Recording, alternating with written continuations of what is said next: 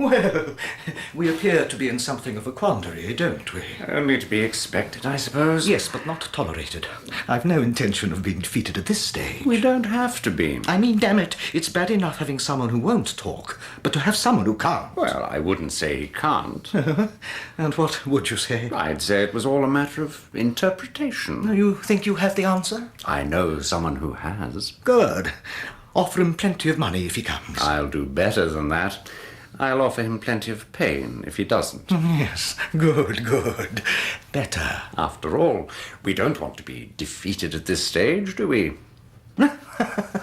Well, I've made you laugh.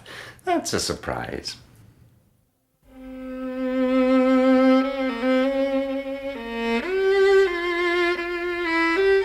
The Greek Interpreter by Sir Arthur Conan Doyle. Dramatised for radio by Jerry Jones. With Clive Merrison as Sherlock Holmes and Michael Williams as Dr. John Watson. And featuring Peter Polycarpou as Mr. Melas and John Hartley as Mycroft Holmes. With Peter Wickham, Gordon Reed, Joanna Myers and Ronald Herdman. The Greek Interpreter.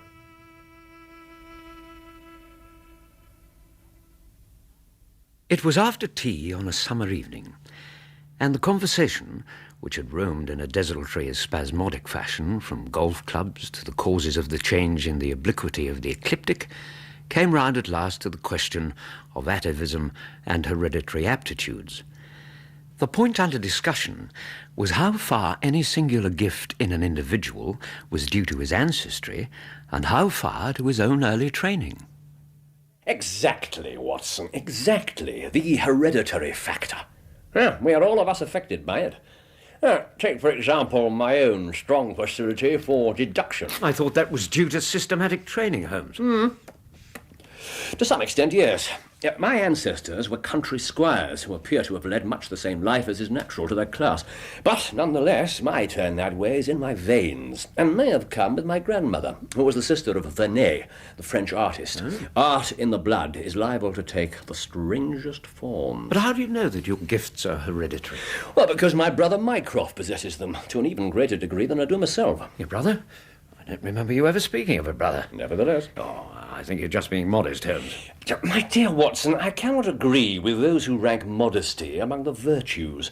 To underestimate oneself is as much a departure from truth as to exaggerate one's powers. When I say, therefore, that my brother Mycroft has better powers of observation than I, you may take it that I am speaking the truth. Yes, Holmes. The exact and literal truth. Yes, Holmes. In fact, Watson, I suggest that instead of talking of my brother, I take you to see him. I think you'll find it quite an experience. Is he then your junior? No, 7 years my senior. I'm just rather baffled as to why he's unknown. Oh, believe me, he's very well known in his own circle. And where is that? Well, for example, the Diogenes Club. Can't say I've heard of it. Huh? The Diogenes Club is quite the queerest club in London, and Brother Mycroft, one of the queerest of men. He's always there from 5:15 to 8:20. Why doesn't he use his powers for detective work? Oh, he's incapable of it. But I thought you said... I said he was superior in observation and deduction. Now, if the art of the detective began and ended in an armchair, my brother would be the greatest criminal agent that ever lived. No ambition, then? No ambition, no energy. Well, he won't even go out of his way to verify his own solutions, and would rather be thought wrong than take the trouble to prove himself right. Again and again, I've taken a problem to him and received an explanation which has afterwards proved to be the correct one. And yet, he was absolutely incapable of working out the practical points which must be gone into before a case could be laid before a judge or a jury. Thank you, cabby. The corner here will do. So, being professionally involved with crime is certainly not the case with your brother. It certainly is not. What is to me a means of livelihood is to him the merest hobby of a dilettante. Mycroft lodges here in Pall Mall and walks round the corner into Whitehall every morning, where he audits the books in some of the government's departments and then back every evening. From year's end to year's end, he takes no other exercise and is seen nowhere else except only in the Diogenes Club, which is just opposite his rooms. What sort of place is this Diogenes Club? Well, there are many men in London, Watson, who, for one reason or another, have no wish for the company of their fellows. Yet they are certainly not averse to comfortable chairs and the latest periodicals. It's for the convenience of these that the Diogenes Club was started, and it now contains the most unsociable men in town. I have myself found it a very soothing atmosphere. Yeah, and here we are, club itself. And my brother will be waiting for us in the strangers' room. This way, Watson.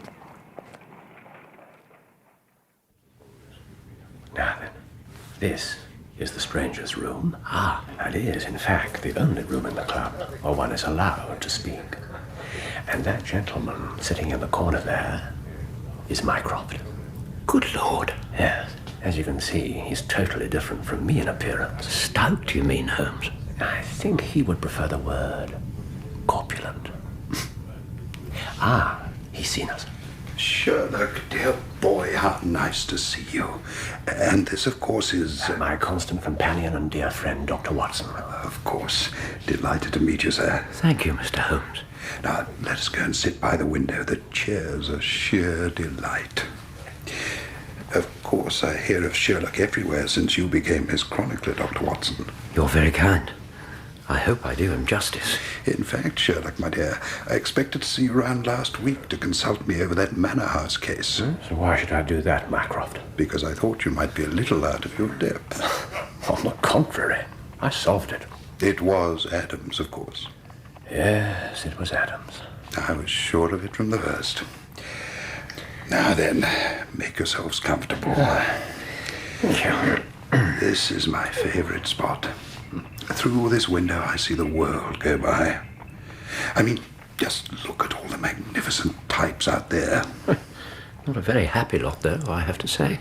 I, on the other hand, enjoy myself just sitting back and watching them. See that chap out there? What do you make of him? Nothing at all, I'm afraid. What should I?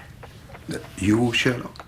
What do you make of him? An old soldier, I perceive. Very recently discharged, I'd say. Served in India, I see. As a non-commissioned officer. Royal Artillery, I fancy. And a widower. But with a child. Children? Children. Oh, come now. This is a little too much. Surely it is not too hard to say that a man with that varying expression of authority and sun-baked skin is a soldier and more than a private not long from India. That he has not long left the service is shown by the boots he is still wearing. When he moved away to look in that shop window, he had not the cavalry stride. Yet he wore his hat on one side, as is shown by the lighter skin on that side of his brow. His weight is against being a sapper. He is in the artillery. Then, of course, his complete mourning shows that he has lost someone very dear. The fact that he is doing his own shopping looks as though it were his wife. You perceive also that he has been buying things for children. There is a rattle which shows that one of them is very young. The wife probably died in childbirth. That he has a picture book under his arm shows there is another child to be thought of. You see, Watson, hereditary. By the way, Sherlock, I have something quite after your own heart. A most singular problem submitted my judgment. I really hadn't the energy to follow it up, save in a very incomplete fashion. However, it gave me the basis for some pleasing speculation. If you would care to hear the facts. Mycroft, as well you know, I should be delighted. I've asked a certain Mr. Mellors to join us. He lodges on the floor above me, and I have some slight acquaintance with him which led him to come to me in his perplexity. Mr. Mellors is a Greek by extraction and a remarkable linguist. He earns his living partly as interpreter in the law courts and partly by acting as guide to any wealthy Orientals who may visit the Northumberland Avenue hotels. And even as I speak, here he comes. I will leave him to tell you his remarkable story himself. I feel in the need for a certain refreshment. I wish you well with the problem. And it was nice to have met you, Dr. Watson. And an education meeting you, sir. Farewell, Mycroft. Perhaps we shall meet again soon. You always know where I am. Oh. Mr. Mellors, excuse my leaving, but I have a rather important matter with which I have to deal. Certainly, I understand. My brother sitting there is agog to hear your tale. Mr. Holmes, I am very pleased to meet you. Very pleased. And thank you for giving me of your time. I'm afraid, Mr. Melas, that my name is Dr. Watson, the man to I am the man to whom you wish to speak, Mr. Melas, and Dr. Watson here is my close friend and companion. I apologize for the mistake. No apology needed, I assure you. I can't say I'm happy to be thought I look more like Mycroft's brother than you, Holmes. I am anxious to hear your story, Mr. Melas. Of course. I must say that I do not believe that the police credit me, on my word. That, I assure you, is of no matter. I usually find that what the police believe or do not believe is of no consequence. Your story, please. I am all attention.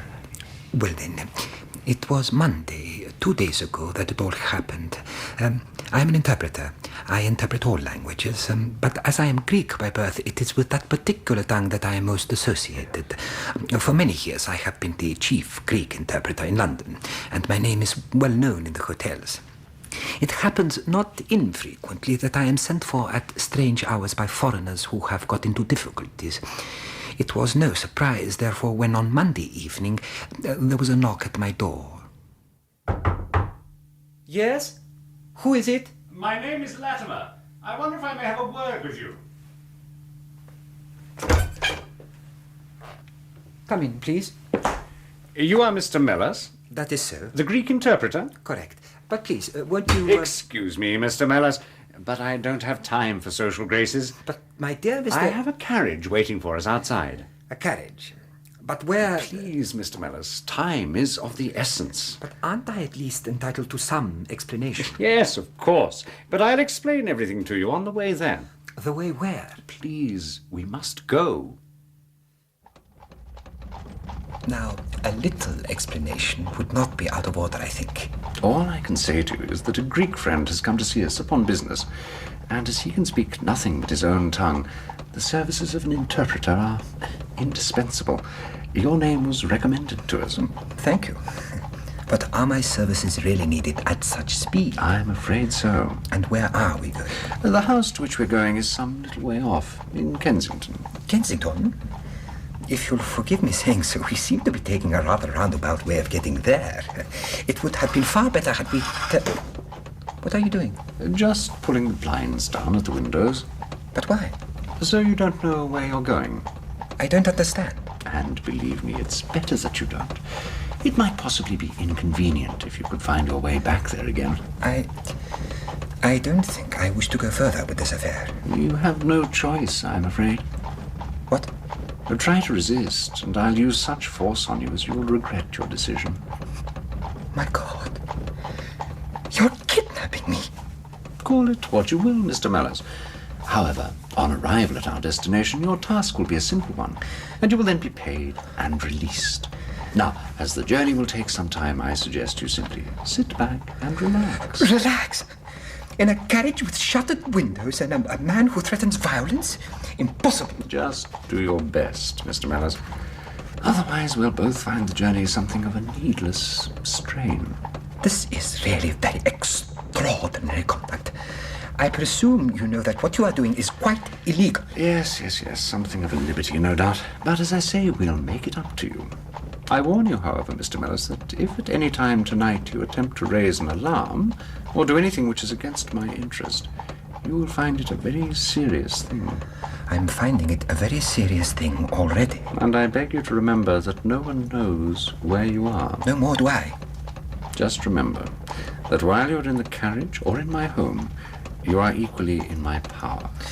Now, as I say, sit back, relax. And so, Mr. Holmes, we drove for nearly 2 hours without me having the least clue as to where we were going. Didn't the carriage wheels against the varying surfaces give some instruction? Well, sometimes the rattle of stones told of a paved causeway, and at others our smooth, silent course suggested asphalt. But save for this variation in sound, there was nothing at all in the remotest way helpful in guessing as to where I was. However, it was 7:15 when we left Pall Mall, and my watch showed that it was 10 minutes to 9 when we at last came to a standstill. Latimer then removed the blinds from the windows. And what did you manage to see? Very little, I'm afraid. I was rushed from the carriage, and in seconds I found myself inside the house. But would you say it was in the countryside? Well, I did get a glimpse of trees and a lawn, but whether it was private grounds or bona fide country, I couldn't say. So you then entered the hut? Yes. There was a coloured lamp inside, which was turned so low I could see little in the hall, save that it was hung with pictures. Then a door opened, and a very mean-looking individual came towards us, although in many ways he could be described as a laughing man, owing to the fact that he had a frequent nervous laugh. And what did this laughing man say? Well, well. And is this Mr. Mellis, Harold? This is he. Well done, well done. No ill will, Mr. Mellis, I hope, but we could not get on without you. If you deal fair with us, you'll not regret it, but if you try any tricks, then God help you. What do you want with me? Only to ask a few questions of a Greek gentleman who was visiting us and to let us know his answers. But say no more than you were told to say, or you had better never to have been born. So, Mr. Mellis, this way. You too, Harold. We'll soon get this matter settled. Here we are. And there is the gentleman of whom we wish you to ask some questions. My God! Do not concern yourself as to his welfare. But why is his face crisscrossed with sticking plaster, even his mouth? Have you the writing slate there, Harold? Yes, it's here, and I've untied his hands. Give him the pencil, then. Now then, Mr. Mellis, you are to ask him the questions, and he will write down the answers. Ask him first if he is prepared to sign the papers. Well, Mr. Holmes, in spite of the extraordinary situation, I did as I was asked, and the poor devil wrote down never. I asked him if there were any conditions that would change his mind, and he wrote, only if I see her married in my presence by a Greek priest whom I know. When I informed what I describe as the laughing man of these answers, he gave one of his venomous laughs and said, say to him he knows what to expect then. I can only say that the man appeared to care nothing for himself. Again and again I was told to ask him if he would give in and sign the documents. Again and again I had the same reply. Then I had a happy thought. I took to adding on little sentences of my own to each question. No one, except the poor man and myself, knew what was happening. Our half-spoken, half-written conversation went something like this. You can do nothing by this obstinacy. Who are you? I care not. I am a stranger in London. Your fate is in your own hands. How long have you been here? So be it. 3 weeks. The property can never be yours. What ails you? I'll never give it to villains. They are starving me. If you sign, you can go free. What house is this? I'll never sign. I don't know. You are not doing her any service. What is your name? Let me hear her say so. Kratis. You'll see her if you sign. Where are you from? Then I'll never see her. Athens. Another 5 minutes, Mr. Holmes, and I would have wormed out the story under their very noses. So what was the happening that prevented your worming, as you describe it? Well, unfortunately, at that moment, the door suddenly opened and a woman came into the room. Harold, please, I could not stay away longer.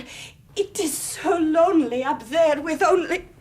Oh, my God! It's Paul!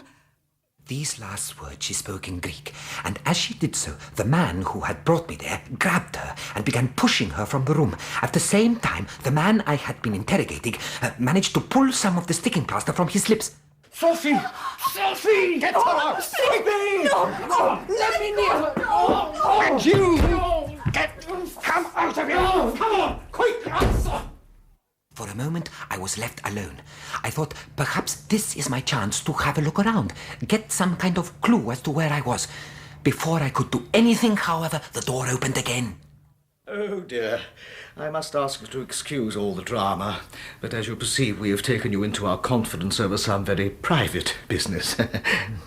We would not have bothered you, but our friend who began these negotiations, a friend who, of course, speaks Greek, has been forced to return to the East. It was quite necessary for us to find someone to take his place, and we were fortunate in hearing of your powers. Now then, Mr. Mellis, you are free to go. Well, here are 5 sovereigns, which will, I hope, be a sufficient fee for your pains. But remember, if you speak to a living soul about this, one human soul, well, may God have mercy on your soul. We shall know if you do speak of it. We have our means of information. Now, as I say, that is all. You will find the carriage waiting for you outside, and my friend Harold will see you on your way. But do remember that silence is golden, if you value your life. I was hurried through the hall and into the vehicle, obtaining once more that momentary glimpse of trees and the garden. Mr. Latimer took his place beside me once more, and we travelled in silence for what seemed an age. The whole thing was most extraordinary. I had arrived at that conclusion myself, Mr. Mellis. Then what happened? Well, after what seemed an interminable distance, the carriage suddenly pulled up. Well, Mr. Mellis, this is it. You will now get down. I am sorry to leave you so far from your house.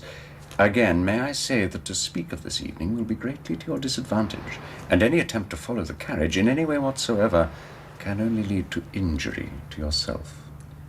I think your message is quite clear, Mr. Latimer. Good. Then I wish you good night.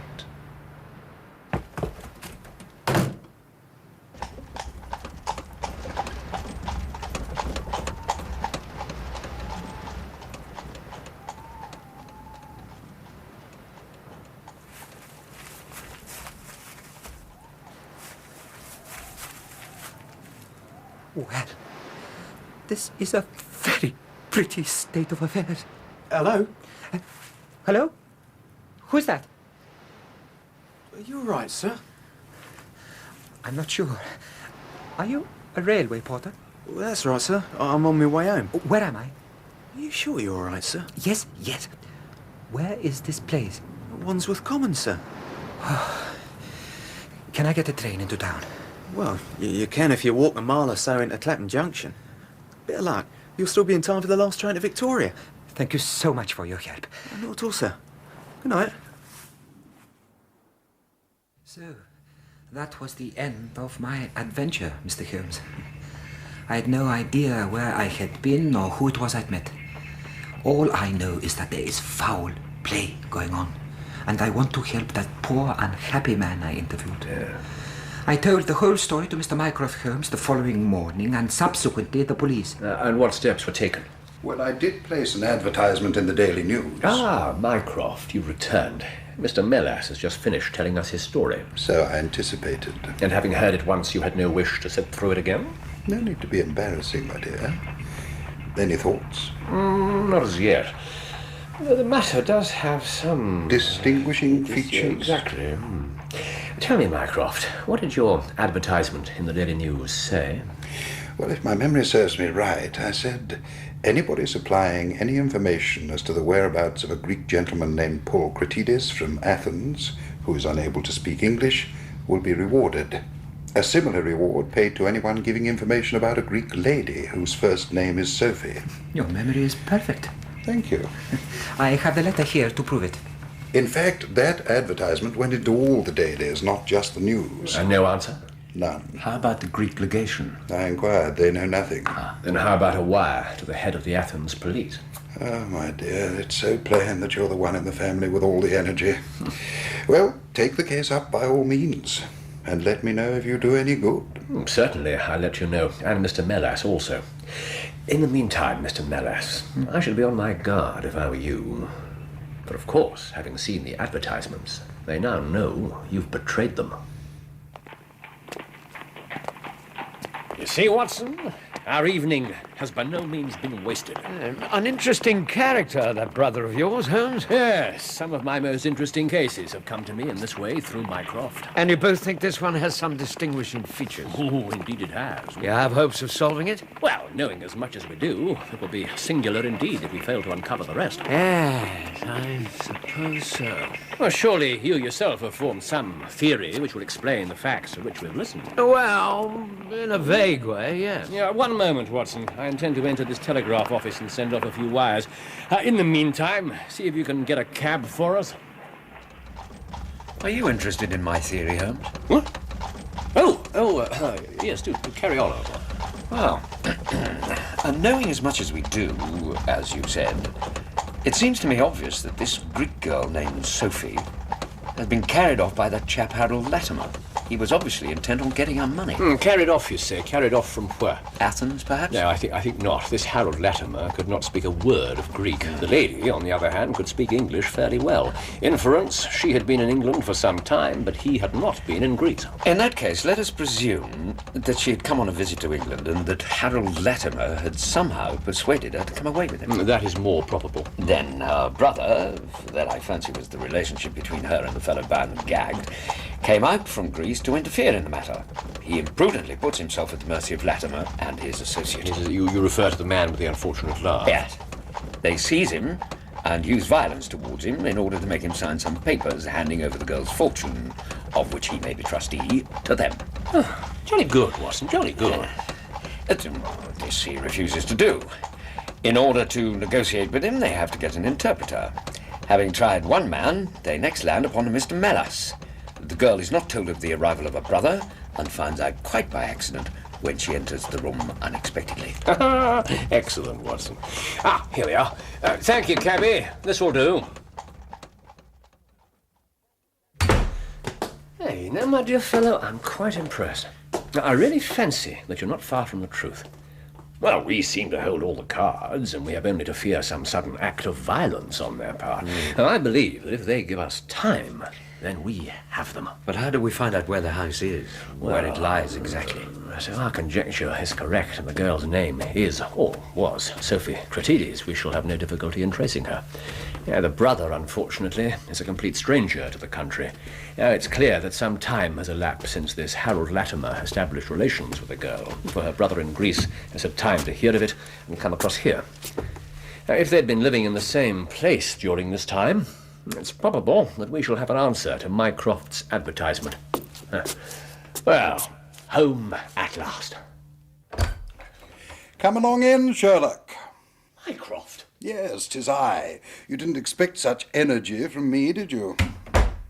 Why are you here? Somehow, this case attracts me. Well, how did you get here? Actually, I passed you in a hansom while you were going into a telegraph office. But please, make yourselves at home. Thank you, my dear. How kind. Now then, there have been some new developments. There's been an answer to the advertisement? Exactly. It came, in fact, within moments of your leaving. To what effect? Here it is, written with a J pen on royal cream paper by a middle-aged man with a weak constitution. Sir, it says, in answer to your advertisement of today's date, I beg to inform you that I know the young lady in question very well. If you should care to call upon me, I could give you some particulars as to her painful history.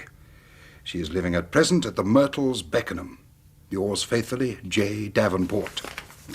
He writes from Lower Brixton. Do you think that we might drive to him, Sherlock, and learn these particulars? Mycroft, the brother's life is more important than the sister's story. I think we should call at Scotland Yard for Inspector Gregson and go straight out to Beckenham.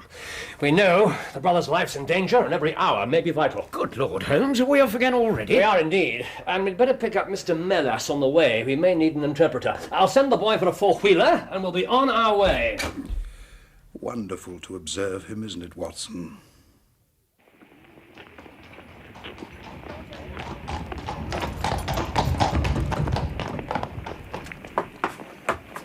One moment, I'll get him. Tell him not to bother with coats and such. Just get him straight in here.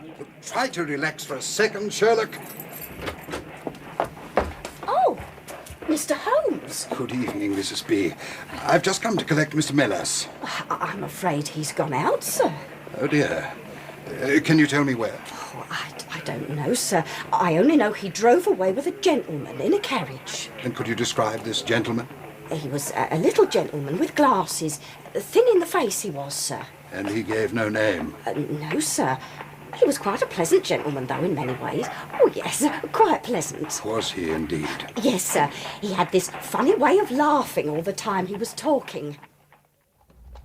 This is getting very serious. These men have got hold of Melas again. He's a man of no physical courage, as they're well aware from their experience the other night. Whoever called on him was able to terrorize him the instant he got into his presence. Yes. No doubt they want his professional services. But having used him, they may be inclined to punish him for what they will regard as his treachery. Indeed, he's in great danger. But I'm inclined to think that we ought to take the train to Beckenham, as it's quicker than this carriage. The words right out of my mouth as usual, brother. First, however, it's Scotland Yard and Inspector Gregson. Inspector, I have to warn you that I'm in grave danger of losing my temper. I thought you already had. I mean, lose it completely. And what good would that do? Inspector, how long is it since I arrived at Scotland Yard? I've no idea. Well, then I'll tell you. 1 hour and 2 minutes. All that time wasted in trying to get you to sign that blessed piece of paper. Now, be fair, Mr. Holmes. You couldn't even get hold of me for the first half hour or so. Nevertheless, Inspector, please, I beg you, sign that form so that we can get into the house. Take it easy. You'll have a heart attack. Don't you realize a man may be dead because of your refusal to sign? Now, when did I say that I refused exactly? It's just that matters of this kind have to be studied. We can't go letting any Tom, Dick or Harry into people's houses, can we? This is unbearable. I shall have to report it. Relax, sir. I'll sign. But you do understand how careful we have to be. Ah, tea. Just the very thing.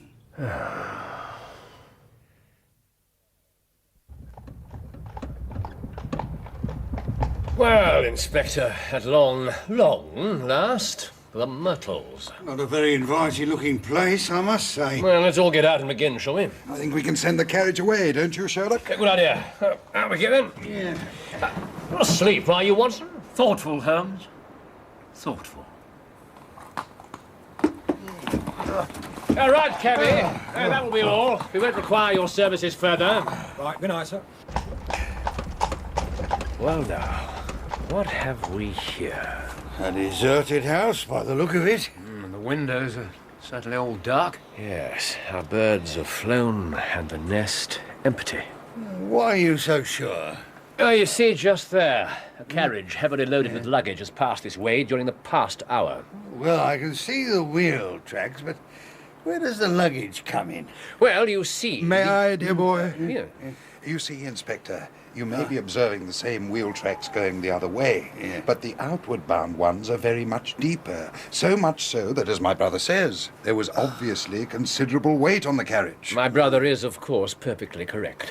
Always think you know the answer, don't you, sir? Well, not point in thinking one knows, Inspector. The trick is to know one knows. I wonder, Holmes, if I might whisper Norbury in your ear. What? Norbury. Oh, yes. Thank you, Watson. Now then, the door. Well, it's not going to be an easy one to force by the look of it. Still, if we can't get anyone to hear us, we'll give it a try. All right. I've got this window open. Have you indeed? Well, it's a mercy that you're on the side of the force and not against it, Mr. Holmes. Well, I think under the circumstances we may enter without an invitation. Come on now. Now, just one moment now while I light my lamp. There. Now, what have we here? 2 glasses, an empty brandy bottle, and the remains of a meal. What was that? What? Wait. It's upstairs. Come on. That's what, come on.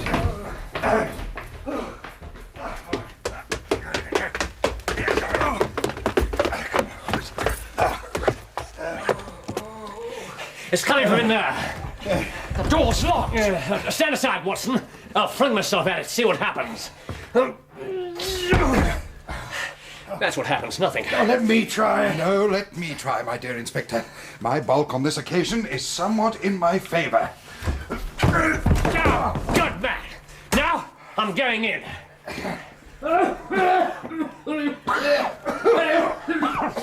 It's charcoal.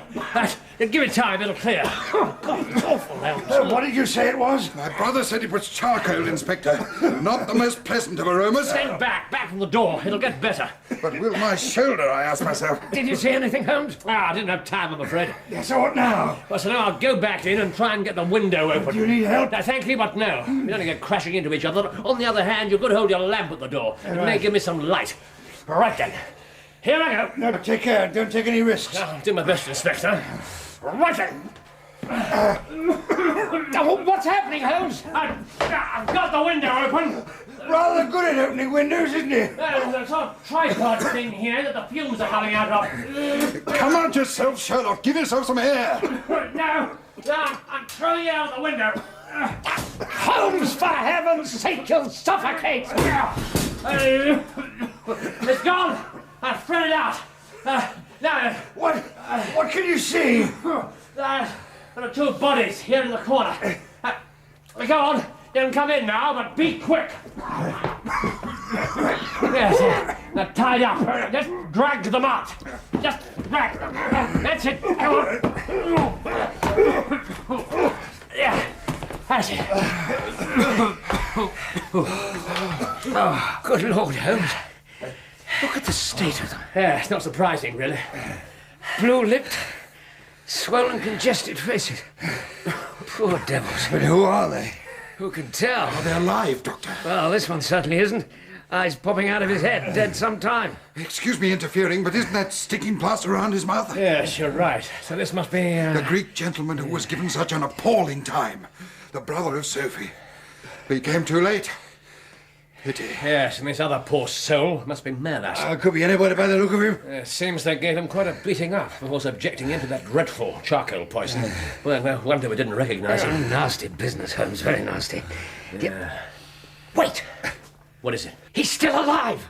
Melas is still alive! Look, his eyes. You're right. Let's get him downstairs, see what we can do. I know precisely what we can do. Ammonia and brandy. Exactly. I could do with a little brandy myself, as a matter of fact. And how are you feeling now, Mr. Melas? I have to confess, dreadful. Yes. But alive. Yes, thanks to you and your friend. Unfortunately, we were not in time to save the other gentleman. Oh, I am so sorry. Well, now, if you're feeling up to it, perhaps you could tell me what happened. Well, Watson, my dear fellow, the story he told was very much as we had thought. That laughing gentleman, as we know, called at Melas's home and threatened instant death if he did not come with them at once to Beckenham and once more attempt to get the Greek gentleman, Paul Cratides, to sign the papers. Death was threatened to both if the papers were not signed. In spite of everything, Cratides refused to sign. Then Melas was reproached in no uncertain manner for his treachery with regard to the newspaper advertisement. He was then stunned with a heavy blow and remembers nothing more until he began to come round and found us all bending over him. Yes, it's a great shame we were too late to help poor Paul Cratides. After coming all the way from Greece to save his sister from Latimer and his laughing friend, he deserved a better fate. And what do you suppose has been the fate of the sister? Well, who knows?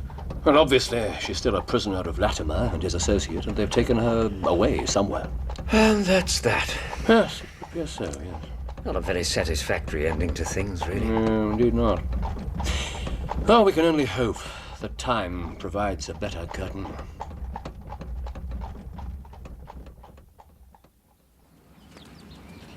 Oh, Watson.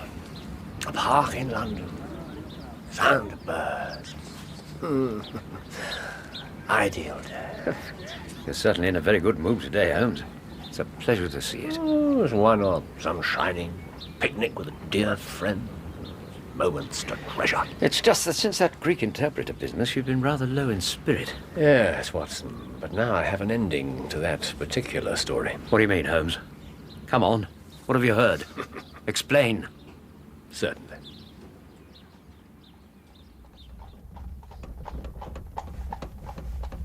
You're mistaken, you know, if you think you can get away with what you have done. And you don't have to keep that gun pointed at me. Just keep your mouth shut.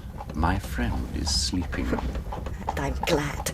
That laugh of his drives me to distraction. Quiet, I said. And don't look at me like that. You killed my brother. How should I look? And I'll kill you if you go on talking. Very brave, aren't you? Do You think I won't kill you? Oh, I'm sure you could. You've killed once, you could do it again. That's the difference between us, you see. I could never kill anyone, whatever the situation. Yes, you could. Don't fool yourself. Oh, no. That's where you are wrong. I don't have that will in me, thank God. You think you're something special, don't you? No. I'm not special. Just a human being. Are you telling me that if somehow you managed to get hold of the gun, you wouldn't use it? Not even to save your own life? Not even to revenge the murder of your own brother? No, never.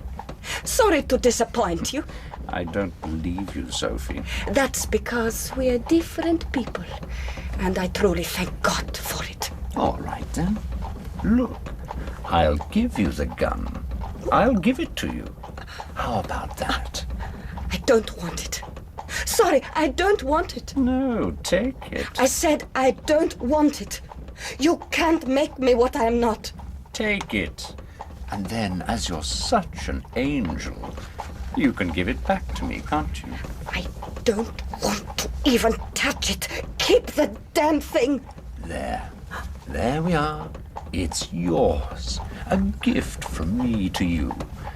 Now then, my angel, let me see you give it back. Come on. Come on. Impress me. What's happening? And now it's your turn, my laughing friend. God, you've killed him. That's right. Sorry to waken you. Still, you can have a nice long sleep now. Oh, no, wait. And now you've had your last laugh. Never trust a Greek bearing gifts.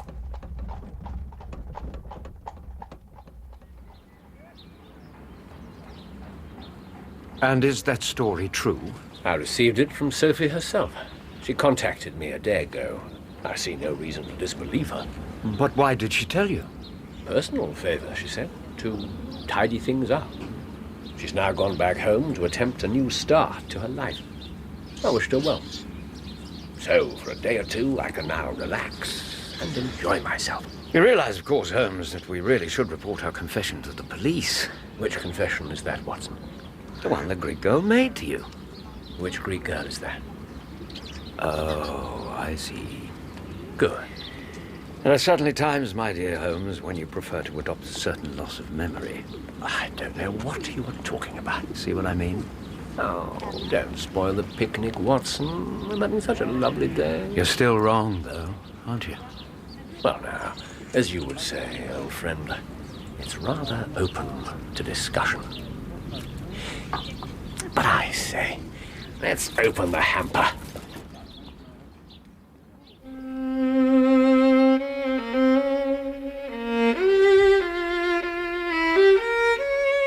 In The Greek Interpreter, Sherlock Holmes was played by Clive Merrison and Dr. Watson by Michael Williams. With Peter Polycarpou as Mr. Melas, John Hartley as Mycroft Holmes, Peter Wickham as Latimer, Gordon Reed as the Laughing Man, Joanna Myers as Sophie, Neil Roberts as her brother, and Ronald Herdman as Inspector Gregson. The violinist was Leonard Friedman. The Greek Interpreter was dramatized for radio by Jerry Jones and directed by Enid Williams.